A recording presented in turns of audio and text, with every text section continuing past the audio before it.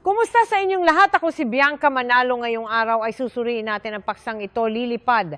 Paglampas ng 65, kinukumpiska ng TSA ang 9 na bagay na ito sa Mayo 2026 huwag itong isama sa iyong bagahe. 5 oras na pila sa seguridad, punit-punit na mga bag sa checkpoint mga senior citizen na idinitin dahil sa mga bagay na matagal na nilang dala at hindi pa man lang nagpipik ang paglalakbay sa tag-init. Narito ang hindi sinasabi sa inyo ng sinuman. Hindi lang in-update ng TSA ang mga lituntunin noong Mayo 2026. In-update din nila ang teknolohiya. Bagong mga scanner at magkakaugnay na ngayon ang mga international database. Sa real time, ang magiging dahilan para ma-flag ka sa Dubai ay maaaring sundan ka hanggang sa Chicago. At ang mga manlalakbay na labis na nabibigla, ang mga senior citizen.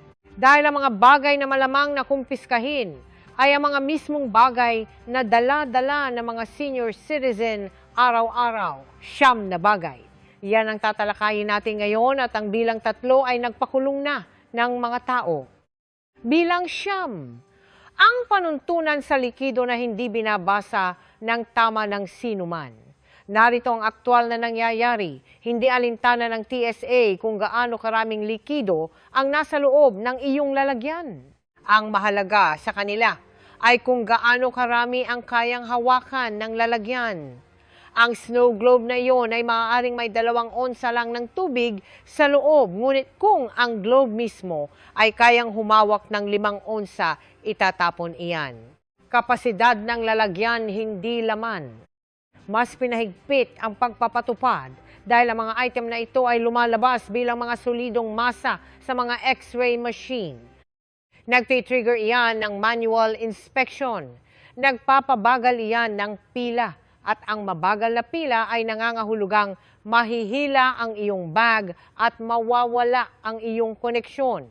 Isang 73 taong gulang na retiradong guro ang bumili ng snow globe sa loob ng terminal para sa kanyang apo.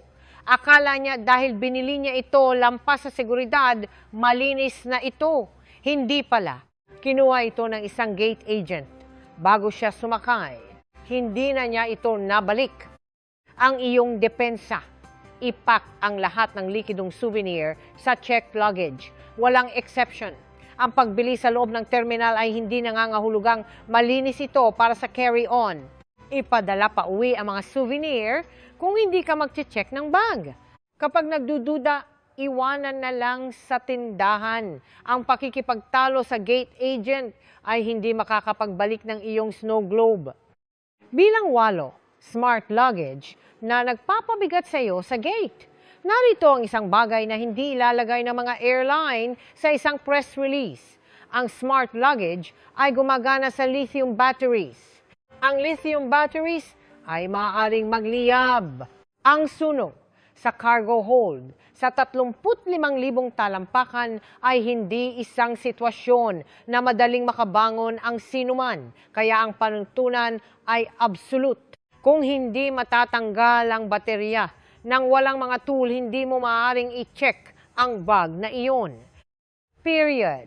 Ang ibig sabihin niyan sa gate, tatanungin ka ng agent kung natatanggal ang baterya. Sasabihin mong hindi, bibigyan kanila ng 2 opsyon. Tanggalin ito agad na karaniwang nakakasira sa bag o iwanan ito. Isang mag-asawa na nasa huling bahagi ng kanilang 60 taong gulang na lumilipad mula sa Miami ang nag-iwan ng 400 suitcase sa gate. Walang tool, walang oras, walang kompensasyon. Alam ng airline ang panuntunan. Umaasa sila na hindi alam ng mag-asawa ito ang iyong depensa. Suriin ngayon kung ang iyong smart luggage battery ay natatanggal ng walang tool. Kung hindi, ang bag na iyan ay pananagutan sa gate. Bumili lamang ng smart luggage na may malinaw na natatanggal na baterya. Kapag nagdududa, maglakbay gamit ang standard luggage. Akala mo, iyan na ang pinakamasama. Ang nangyayari sa loob ng checkpoint ay ibang problema. Bilang 7, ang power bank na itinapon sa basura. Narito ang isang bagay na hindi ipapaliwanag ng TSA hanggang sa mawala na ito. Sa ilalim ng 100 watt-hours okay ang carry-on. Sa pagitan ng 100 at 160, kailangan mo ng pahintulot ng airline bihirang ibigay. Higit sa 160, ganap na ipinagbabawal. Ang label na nagpapakita ng kapasidad, kumukupas iyan. Gamitin mo ng 1 o 2 taon at ang numero ay nagiging ganap na hindi mabasa. Kapag hindi ito mabasa ng seguridad, ipinapalagay nila ang pinakamasama. At kapag ipinapalagay nila ang pinakamasama ang iyong power bank, ay mapupunta sa basura. Walang diskusyon, walang apela. Isang 66 na taong gulang na lalaki na lumilipad mula sa Ninoy Aquino International Airport ang kinumpiska ang kanyang power bank dahil kumupas ang label. 3 taon ng paglalakbay, hindi naging problema hanggang sa kumupas ang label, nawala sa 30 segundo. Alam ng mga airline na nangyayari ito, walang email tungkol dito, walang heads up sa check-in dahil ang isang matalinong manlalakbay ay naiiba ang paghahanda, ang iyong depensa. Isulat ang watt-hour rating sa iyong power bank gamit ang permanent marker kapag binili mo ito. Panatilihin ang isang litrato ng orihinal na label sa iyong telepono. Kung kumupas na ang label, markahan na lang ito o palitan bago ang iyong susunod na biyahe. Ang mga power bank ay dapat manatili sa carry-on. Huwag kailanman sa checked luggage. Bilang 6, foil wrap na pagkain na nagpapahinto sa buong pila. Karamihan sa mga senior citizen ay hindi na-flag dahil sa kung ano ang suot nila. Na-flag sila dahil sa kung ano ang nasa loob ng bag. Ang aluminum foil ay ganap na opake sa mga x-ray machine. Hindi ito makita ng scanner. Ang nire-register lang nito ay isang solidong masa. At ang solidong masa ay nagtitrigger ng manual inspection sa bawat pagkakataon. Hihilahin nila ang iyong bag. Bubuksan ang iyong pagkain, i-inspeksyonin ito, posibleng subukan. Minimum na 15 hanggang 20 minuto. Isang mag-asawa na nasa early 70s na lumilipad mula sa Mactangen, Cebu International Airport ang tinabi dahil sa foil wrap na homemade na pandesal. Nagawa na nila ito sa 12 ng biyahe. Sa pagkakataong ito, mas mahigpit ang pagpapatupad. Na-miss nila ang kanilang boarding window ng 6 na minuto. Sarado na ang gate, ang iyong depensa. Lumipat sa malinaw na plastic wrap o malinaw na lalagyan para sa lahat ng pagkain agad. Nakikita ng seguridad ang direktang pagdaan ng malinaw na plastic. Walang inspection na magti-trigger. Ang isang pagbabagong ito lang ay makakatipid sa iyo ng 20 minuto sa checkpoint. Ipack ang bawat item ng pagkain sa malinaw na wrap kinabukasan. Walang exception. Simpleng pagbabago, malaking pagkakaiba. At ang susunod na item ay kung saan ang mga kahihinatnan ay hindi na lamang abala at nagsisimula ng maging mapanganib. Bilang 5, aerosol na nagtitrigger ng bomb squad response. Narito ang isang bagay na hindi ilalagay ng TSA sa isang press release. Ang travel-size hairspray at deodorant ay ayos lang, ngunit ang mga panuntunan sa aerosol ay lampas pa sa mga pangunahing toiletries. Bug spray na may flammable propellant ipinagbabawal sa carry-on. Compressed air duster para sa iyong hearing aids o keyboard, parehong kategorya. Camping stove fuel canisters, ganap na ipinagbabawal. Carry-on at checked. At narito ang hindi alam ng karamihan sa mga tao.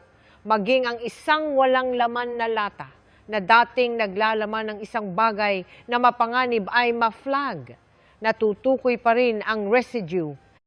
Ang mga walang laman na fuel canister ay nagtitrigger ng bomb squad response sa mga US airport. Nahaharap ang mga manlalakbay sa federal charges dahil sa camping fuel na kanilang inimpake ng hindi iniisip. Isang 71 taong gulang na lalaki na lumilipad mula sa Clark International Airport ang nag-impake ng compressed air canister para sa kanyang camera equipment na flag sa checkpoint. Panandaliang nilinis ang seksyon ng terminal. Kinwestiyon ng 40 minuto. Na-miss ang kanyang flight. Ang iyong depensa. Kung ito ay spray at hindi pangunahing personal care, suriin muna ang listahan ng mga mapanganib na materyales ng TSA. Ang mga walang laman na lata ng mapanganib na produkto ay ipinagbabawal pa rin. Itapon ang mga ito bago mag-impake. Bumili ng camping fuel sa iyong destinasyon. Huwag kailanman magdala nito sa ere. Kapag nagdududa, iwanan na lang sa bahay. Bilang 4, multi-tools na kinukumpis ka ng walang babala. Ito ay talagang nakakagulat sa mga tao. Tactical pens, credit card, multi-tools, keychain tools na may maliliit na talimang tape measure na nasa iyong bag ng 2 taon. Ang seguridad ay may malawak na awtoridad na bigyang kahulugan ang alinman sa mga ito bilang potensyal na banta at ginagamit nila ito. Ang London Heathrow ay partikular na agresibo. Ang mga tactical pen ay kinukumpiska dahil ang dulo ay theoretically makakasaksak ng isang tao. Ang mga talim ng credit card na mas mababa sa 1 pulgada, wala na. Ang mga tape measure ay na-flag dahil sa matalim na metal na gilid. Ang mga hiking pole ay inuri bilang potensyal na pamalo. Isang 68 taong gulang na retiradong engineer na lumilipad sa Heathrow ang kinumpiska ang isang credit card multi-tool na dala-dala niya sa kanyang wallet sa loob ng 6 na taon. Ang talim ay mas mababa sa 1 pulgada legal sa US, wala na sa checkpoint ng London. Walang babala, walang apela. Ang nakalusot sa Dallas ay maaaring makumpiska sa London. Hindi mo ito mahuhulaan. Maaari mo lang protektahan ang iyong sarili mula dito ang iyong depensa. Ipak ang lahat ng multi-tools, tactical pens at keychain tools sa checked luggage palagi. Hindi magche-check ng bag, iwanan na lang sa bahay. Ang mga hiking pole ay dapat i-check. Walang exception internationally. Saliksikin ang mga partikular na alituntunin para sa bawat bansa na iyong dadaanan. Mayroon bang alinman sa mga ito ang nakahuli sa iyo? Nang hindi handa sa isang checkpoint, i-drop ito sa ibaba. Binabasa ko ang bawat isa. Pindutin ang subscribe para hindi mo kailanman palampasin ang mga ito. At tiwala ka sa akin, ang susunod na 3 ay ang mga talagang pinuntahan mo rito. Bilang 3, vapes na humahantong sa pag-aresto. Ito ang nagpakulong sa mga manlalakbay. Hindi multa, hindi idineti ng ilang oras inaresto. Inaaresto ka ng Thailand para sa pagmamay-ari. Hindi babala aresto. Ang Singapore ay naglalabas ng multa simula sa $2,000 at maging sa mga bansang legal, ang vaping, ang paggamit ng vape sa eroplano ay nagti-trigger ng federal offense. Ang mga banyo ng eroplano ay may smoke detector na direktang konektado sa cockpit. Sineseryoso ito ng aviation authorities. Isang 64 na taong gulang na lalaki na lumilipad sa Bangkok ang may vape pen sa kanyang carry-on. Alam niya na restricted ang vaping sa ilang lugar. Hindi niya alam na tinatrato ng Thailand ang pagmamay-ari bilang isang criminal offense. Inaresto sa airport. Ang kanyang pamilya ay gumugol ng 3 araw at libu-libong dolyar sa pag-navigate sa isang banyagang legal system para mapalaya siya. Alam ng mga airline kung aling mga bansa ang nagpaparusa sa mga vape. Hindi ka nila sasabihan sa check-in ang iyong depensa. Saliksikin ang mga batas sa vaping para sa bawat bansa na iyong binibisita at dadaanan. Kung ang alinmang bansa sa iyong itinerary ay nagpaparusa sa mga vape, iwanan ang device sa bahay ng buo. Huwag kailanman gumamit ng vape sa eroplano sa anumang pagkakataon. Huwag kailanman mag-charge ng vape mid-flight. Federal offense sa Pilipinas. Bilang 2, mga produkto ng CBD na tinatrato bilang narcotics. Ito ang nagpadala ng mga tao sa kulungan ng maraming taon. CBD gummies for sleep. CBD oil for anxiety. Legal sa bawat botika sa Pilipinas. Dalhin ang mga ito sa Dubai, Japan, Indonesia o Bali at haharap ka sa mga kasong drug trafficking. Hindi mahalaga kung ang label ay nagsasabing 0% THC. Nagpapatakbo sila ng chemical tests Ang mga test na iyon ay nakakatuklas ng trace cannabinoids na hindi mo alam na nandoon. At kapag natukoy, nasa malaking problema ka. Isang 69 na taong gulang na retiradong nurse na lumilipad sa Dubai sa isang connecting flight ang may 2 CBD sleep gummies sa kanyang carry-on. Isang layover lang. Ang pagdaraan ay binibilang. Idiniti ng 11 oras. Na-miss ang kanyang cruise departure.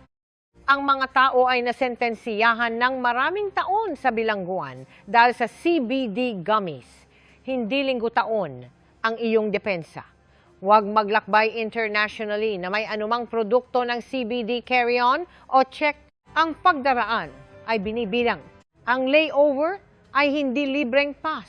Saliksikin ang mga batas sa controlled substance para sa bawat bansa sa iyong itinerary. Kausapin ang iyong doktor tungkol sa mga legal na alternatibo bago ang international travel. Magic phrase? Tawagan ang iyong airline bago ang anumang international trip at sabihin, gusto kong kumpirmahin na walang substance restrictions para sa aking transit countries. Kapag direkta kang nagtanong, kailangan nilang sumagot. Bilang isa, mga gamot na legal dito kriminal sa ibang bansa. Ito ang hindi kailanman ipagbabawal sa iyo ng mga airline. Codeine restricted o ipinagbabawal sa Japan, UAE at Greece.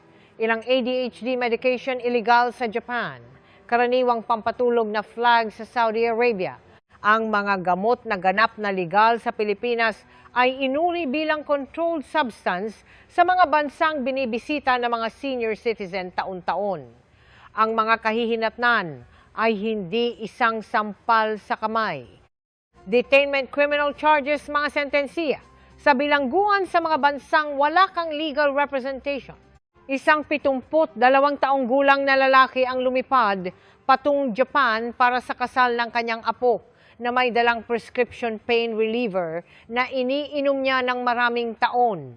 Legal sa US controlled substance sa Japan. Idinitin sa customs ng 6 na oras. Na-miss niya ang seremonya. Pinanood ito ng kanyang pamilya nang wala siya ang iyong depensa. Suriin ang website ng embahada para sa bawat bansa sa iyong itinerary, hindi lang ang iyong destinasyon. Kumuha ng nilagdaang sulat ng doktor na naglilista ng bawat gamot dosage at medikal na dahilan. Panatilihin ang lahat ng gamot sa orihinal na may label na lalagyan palagi. Direktang makipag-ugnayan sa embahada kung ang anumang gamot ay lumalabas sa kanilang listahan ng controlled substances, magic phrase. Sabihin ito sa embahada, naglalakbay ako na may mga gamot na reseta at kailangan kong kumpirmahin ang dokumentasyon na kinakailangan para sa legal na pagpasok. Kunin ang sagot ng nakasulat. Dalhin ito sa iyo bilang 0. Ang pill organizer na nagpapahirap sa iyo. Ito ang item na nagsimula ng buong video na ito. Sa loob ng US, karaniwang pinapayagan ng TSA ang pill organizer. Internationally ganap na ibang kwento. Kinukumpiska ng Japan ang mga bitamina nang walang orihinal na label. Idinete ng Dubai ang mga manlalakbay magdamag na nagpapatakbo ng lab test sa mga unmarked na gamot. Melatonin, magnesium, mga karaniwang supplement.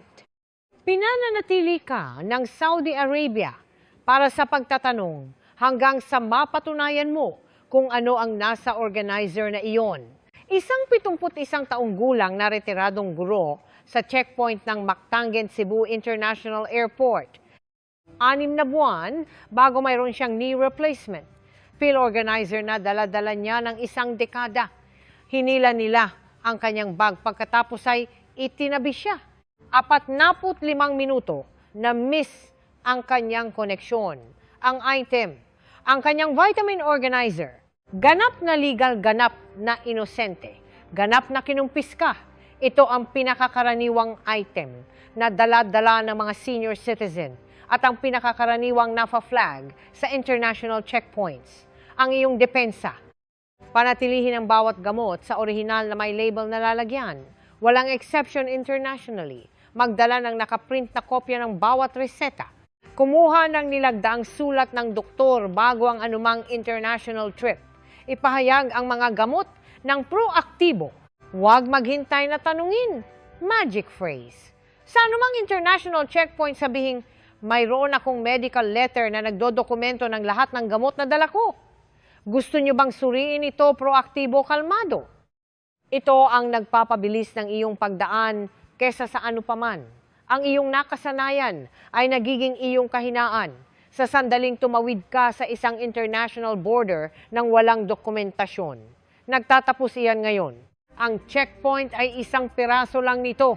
Dahil kapag nakalusot ka na sa seguridad, may sariling hanay na mga patibong ang mga airline na naghihintay sa gate.